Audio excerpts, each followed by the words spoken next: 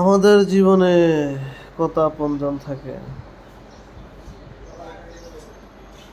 দিন শেষে পশুরা কিন্তু বোঝে ভালোবাসা কি জিনিস,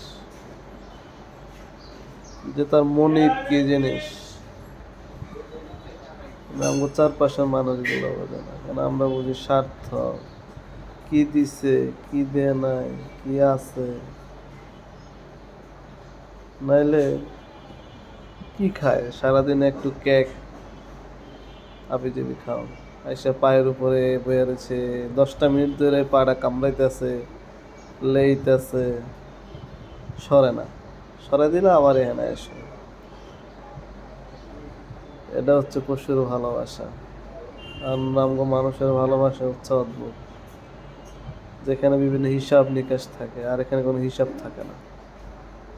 আরে এই বেটা, এই ঘুমাইছো?